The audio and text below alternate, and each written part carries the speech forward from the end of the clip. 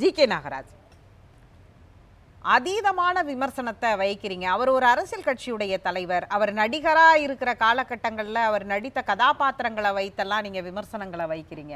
அரசியல் ரீதியா எதிர்க்கிறதுங்கிறது வேற. ஆனா நடிகரா அவர் செய்த காதுக்கெல்லாம் அவர் எப்படி பொறுப்பேற்பார்? அது ஒரு தொழில் ரீதியான ஒன்று தானே. அதை எப்படி விமர்சிக்க முடியும் அப்படிங்கிறது தான் சம்பத்குமார் முதல்ல அவர் கண்டனத்தோட ஆரம்பிச்சார். நீங்களும் திமுகவும் தான் பி டீம் அப்படின்றார். அனைவருக்கும் வணக்கம். இதுவரைக்கும் அவர் கட்சி ஆரம்பிச்சு அதற்குரிய ஓராண்டு காலம் நிறைவு செய்யப்பட்டிருக்கிறது.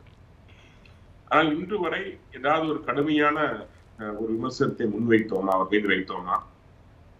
அவர் மீது அவர் ஒரு திருமணத்துக்கு சென்ற போது அவர் மீது ஒரு குற்றச்சாட்டு வைத்த போது கூட எங்க தலைவர் பேசினார். அது ஒரு பர்சனல், அதை பற்றி நம்ம பேசக்கூடாது அப்படின்னு கூட அதை அவருக்கு பரிந்து பேசினார். ஒரு அரசியல் அப்படிங்கிறது நிறைய பேர் வரணும். அரசியல் காலத்துல நிறைய பேர் புதியவர் வந்தாதான் மக்களுக்கு உண்மையான அரசியல் தெரியும். மக்கள் சீர்தூக்கி பார்ப்பாங்க. முன்பு திமுக அதிமுக ரெண்டு கட்சிகளும் மாறி மாறி வாக்கு வங்கி அரசியல் பேசியது போல இல்லாமல் இன்னைக்கு பாஜக ஒரு விதமான அரசியலை முன்னெடுக்கிறது. அதே போல தாவேகா வந்த பின்பு அவர் எடுக்கின்ற அரசியல், திமுகவுடைய அரசியல், சீமான் அவர்களோட அரசியல், இப்படி பாத்தீங்கன்னா இன்றைக்கு ஒரு 5 முனை போட்டிக்கான அரசியல் இங்கே தயாராகி கொண்டிருக்கிறது. அதனால அதை வரவேற்கக்கூடிய கட்சியாக பாஜக. இவங்க எல்லாம் கட்சி ஆரம்பிச்சிட்டாங்களே, எதுக்கு ஆரம்பிச்சாங்க அப்படின்லாம் கேட்கல. வாங்க, மக்களுக்கு நல்லது செய்வோம், அரசியல் மூலமாக நல்லவரை அரசியல் கொண்டு வருவோம். அந்த நோக்கத்தில் தான் நாங்க நடிகர் விஜயனுடைய வருகையை பார்த்தோம். கடுமையான ஒரு சமயத்தில் கூட நாங்கள் கூட சாடியதில்லை. அவர் சொன்னார் கொள்கை எதிரி பாஜக, அப்புறம் எங்களுடைய அரசியல் எதிரி திமுக அப்படின்னு சொன்னார். பட் கொள்கை எதிரில எதுல அவர் குற்றம் கண்டார் அப்படின்னு கேட்டா அதுக்கான பதில் இல்லை. இப்ப ஆர்டிகல் 370 நீக்கி இருக்கிறோம் அப்படின்னு விலக்கு கொடுத்துக்கலாம். ஆர்டிகல் 370 எந்த வகையில காஷ்மீருக்கு கெடுதல், எந்த வகையில இந்தியாவுக்கு கெடுதல் ஒரு விளக்கம் கொடுத்துருக்கலாம். அதை பத்தி அவர் சொல்லல. எல்லாரும் இருக்கிறாங்க, நாங்களும் ஆர்டிகல் 370. நீங்க உதாரணத்துக்கு சொல்றீங்களா இல்ல உண்மையாவே அதுல பிரச்சனை இருக்கு அதை சுட்டி காண்பிச்சிருக்கலாம்னு சொல்றீங்களா? இருந்தா சுட்டி காமிக்கலாம்ல, அதான அரசியல். நான் பதில் சொல்லியிருக்கோம்ல. நீங்க இவ்வளவு கொள்கைகள் இருக்குங்க, ஒரே நாடு ஒரே தேர்தல் இருக்கு, அதுக்கும் நீங்க திமுகவுக்கு ஆமா அப்படின்னு சொன்னீங்க. நீட்ல தருமபுரியில ஒரு குடும்பத்துல, ஒரு விவசாய கூடி குடும்பத்துல 3 பேர் டாக்டர் இருக்காங்க. 3 பேர் இன்னைக்கு நீட்ல தேர்வு எழுதி அவர்கள் இன்னைக்கு வெற்றி பெற்றிருக்கிறாங்க. அப்போ நீங்க அது குறித்து, நீட் குறித்து நீங்க ஒரு அறிக்கையை வெளியிட்டிருக்கலாம், அது குறித்து உண்மையை ஆய்வு செஞ்சிருக்கலாம், அதை பத்தி பேசியிருக்கலாம். பேசல. இப்ப அணை பாதுகாப்பு மசோதான்னு ஒண்ணு வந்தது. அது இன்னைக்கு காவிரியுடைய நம்முடைய பிரச்சனையை தீர்த்திருக்கும், முல்லை பெரியார் பிரச்சனையை தீர்த்திருக்கும். அந்த கொள்கையில தவறுன்னு சொன்னா அதை குறித்து நீங்க ஒரு படித்தவர், ஒரு பல இளைஞர்களுடைய ஒரு கனவு கதாநாயகனா இருக்கக்கூடிய நீங்கள் நிச்சயமா ஒரு வழிகாட்டியா இருந்துக்கலாம். ஆனா எப்படியோ விமர்சிக்கணும்னு சொல்லிட்டு உங்க எல்லா பட்டியலையும் போட்டீங்க நீங்க.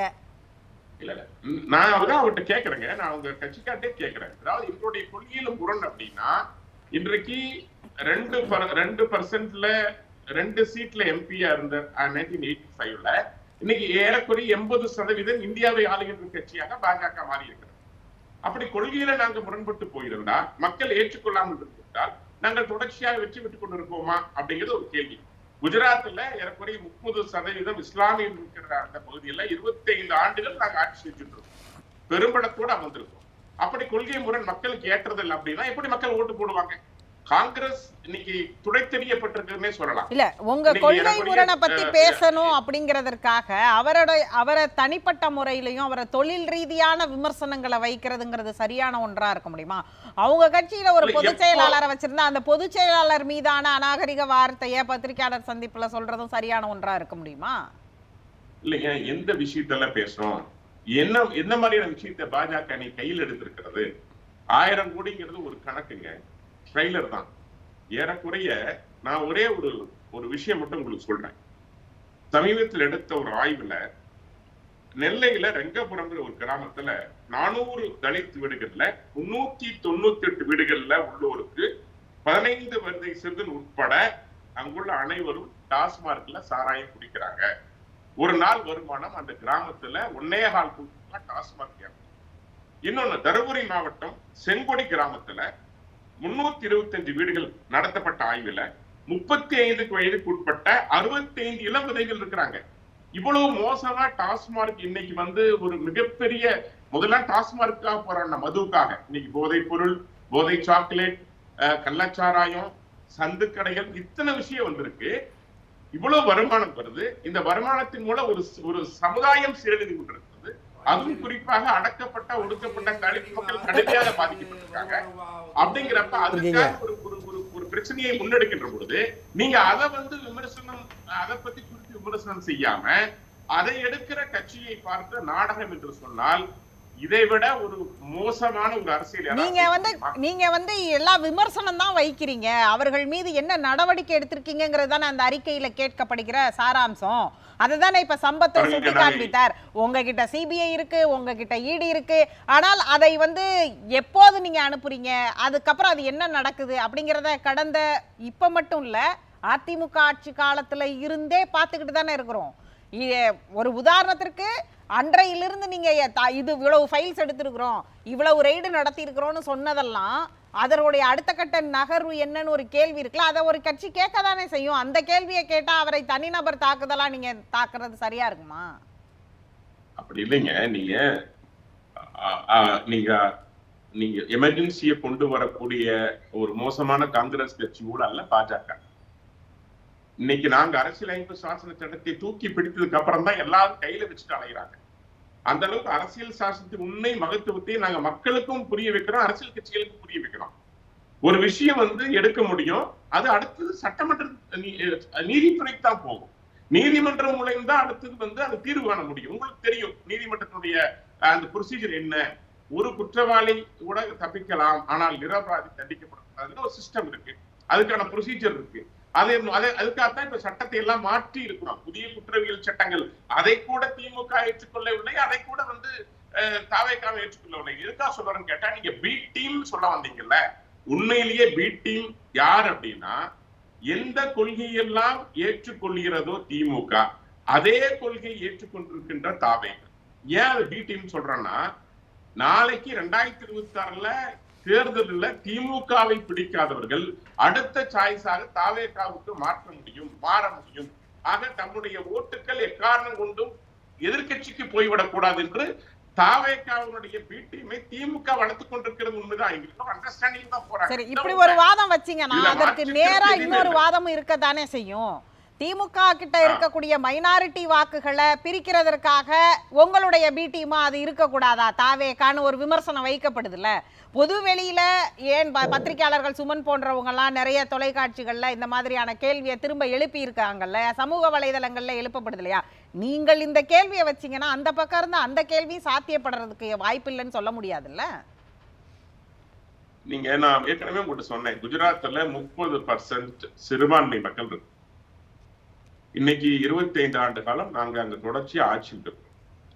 சிறுபான்மை மக்கள் ஏறக்குறைய 40-45 லட்சம் மக்கள் எங்களுக்கு வாக்களிச்சிருக்காங்க. எங்களுடைய நல்லாட்சியை புரிந்து கொண்டு 45 லட்சம் மக்கள் வாக்களித்த ஆட்சியில் எத்தனை பிரதிநிதிகள் சிறுபான்மையினர்கள் நாடாளுமன்றத்திற்குள்ளேயும் சட்டமன்றத்திற்குள்ளேயும் டபுள் இன்ஜின் சர்க்கார்லயும் இருக்காங்களே, அமைச்சர்கள் இருக்கிறாங்க. ஒரு நாடாளுமன்றத்துல யாரு சார் இருக்காங்க?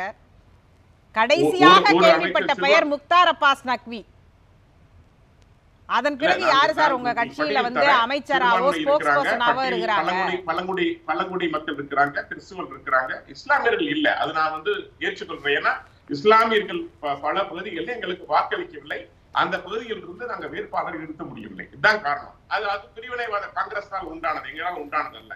ஆனா நான் சொல்ல வர்றது, வாக்கு வங்கிக்காக நாங்கள் அரசியல் செய்யக்கூடிய கட்சி பாஜக அல்ல.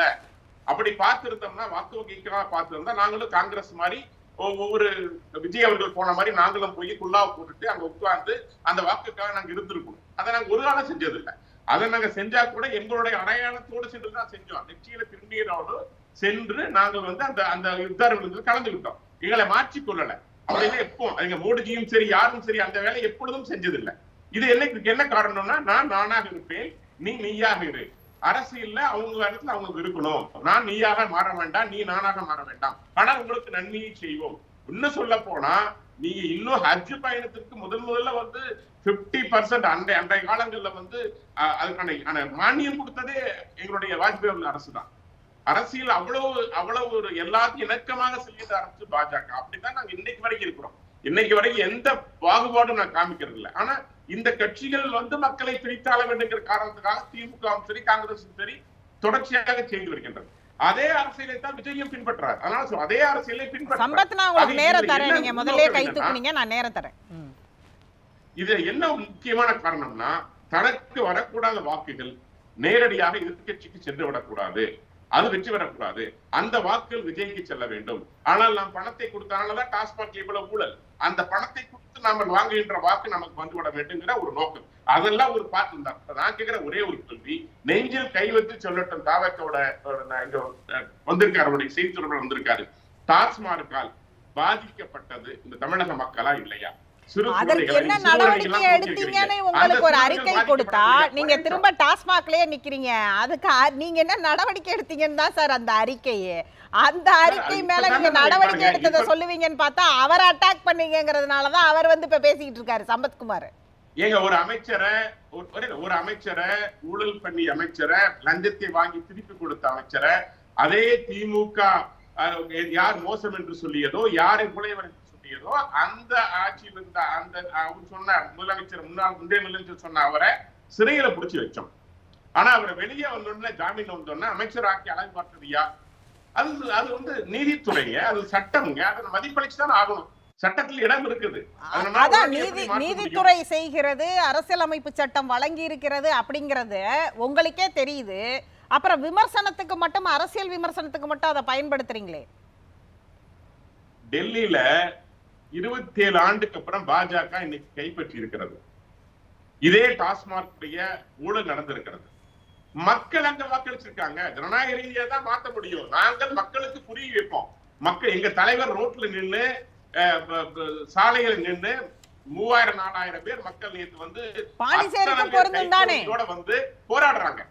போராடுறாங்க. டாஸ்மார்க்கு எதிராக போராடுறாங்க, ஊழலுக்கு எதிராக போராடுறாங்க. மக்கள் பார்த்து கொண்டிருக்காங்க. அந்த மக்கள் தீர்ப்பு தமிழ்நாட்டுல வரும். மக்கள் அதுக்காக காத்துட்டு இருக்கோம். சட்டம் தன் கடமையை மெல்ல மெல்ல தான் செய்யும். ஆனால் மக்களுடைய வாக்கு என்பது விரைவாக வரும். அதுக்காக எங்க பணியை செய்யறோம். சட்டத்தை நான் உடனடியாக மாற்ற முடியாது. பல சட்டங்களை இன்னும் கூட ஒரே நாடு ஒரே தேர்தலுக்கும் மாற்றணும். அது மட்டும் இல்ல, இன்னும் சொல்ல போனா மறுசீராய்வு சொல்றாங்க, அதுக்கும் நாங்க மாற்றணும். பல விஷயங்களுக்கு மாற்ற வேண்டி இருக்குது. அது டேக் ஓன் டைம். ஆனா அதே சமயம் மக்கள் ஓட்டு மாறக்கூடியது. அதை நோக்கி நாங்கள் உண்மையை சொல்லுகின்றோம். அப்படி உண்மையை சொல்லுகின்ற பொழுது நீங்க ஏன் சொல்றீங்க நாடகம் போடுறீங்கன்னு கேட்டா, ஒரு உணர்வுபூர்வமாக இந்த மக்களுக்காக பேசக்கூடிய ஒரு தலைவனுக்கு கோபம் வராதா? வருமா வராதா? கோபம் வரலாம் சார். ஆனா பத்திரிகையாளர் சந்திப்புல பேசுறதுக்கு ஒரு வரைமுறை இருக்குல்ல. கோபம் வருதுங்கறதுக்காக எல்லாத்தையும் பேசற முடியாதுல்ல. இப்ப என்ன சொல்றோம்னா, டாஸ்மாக்கில் நடைபெற்ற முறைகேடுகளை, ஊழல்களை கண்டிக்க வேண்டிய, தண்டிக்க வேண்டிய அதிகாரத்தை கையில் வைத்திருக்கக்கூடிய ஒன்றிய அரசு சட்டப்படியான நடவடிக்கையை மேற்கொள்ளாமல் போராட்டம், கருப்பு சட்டை போட்டு வீதியில் இறங்கி நாங்கள் போராடுவோம், கைது செய்ய வரக்கூடிய காவல்துறை அதிகாரிகளிட்ட நாங்கள் கடுமையான வார்த்தைகளை பயன்படுத்தி விமர்சனம் செய்வோம் அப்படிலாம் போகுது. இந்த அறிக்கையை நாங்கள் வெளியிட்டா எங்களை நீங்க தரக்குறைவான வார்த்தைகளை நீங்கள் பயன்படுத்துறீங்க. இதுல எங்களுக்கு மேல வந்த விமர்சனத்தை பாருங்க. நாங்கள் பாஜகவை விமர்சனம் பண்ணா உடனே திமுக பீட்டு, அதே மாதிரி இவங்களை விமர்சனம் பண்ணா அவங்களுக்கு பீட்டு. அப்ப யார் நாங்களாக இருக்கிறோம் என்பதை நாங்கள் தெரிவித்துக் கொள்கிறோம். யாருடைய பி டீமாகவும் நாங்கள் இருக்கவில்லை. அதே மாதிரி எல்லாருக்கும் நான் சொல்ல வேண்டிய விஷயம், எங்கள் கட்சியுடைய கொள்கைகளும், எங்கள் கட்சியுடைய செயல் திட்டங்களும், எங்கள் கட்சியுடைய முதல் செயற்குழு தீர்மானங்களும் வெளிப்படையாக உங்களுக்கு கிடைக்குது. அதை பாருங்க. நாங்கள் ஒன்றிய அரசு எந்தெந்த விஷயத்துல எதிர்க்கிறோம் என்பதை நாங்கள் தெளிவாக இருக்கிறோம். நீட்ல நாங்க எந்த அளவுக்கு இருக்கிறோம், இருமொழி கொள்கையில நாங்க எந்த நிலைப்பாட்டில் இருக்கிறோம், மதுவுக்கு எதிராக தாவேகா என்ன நிலைப்பாட்டை கொண்டிருக்கிறது, எங்களுடைய பாலிசி இது பெர்மனன்ட் பாலிசி என்பதுல கொள்கை என்கின்ற வெளிச்சத்தில் தான் முடிவுகள் எடுக்கப்பட வேண்டும்.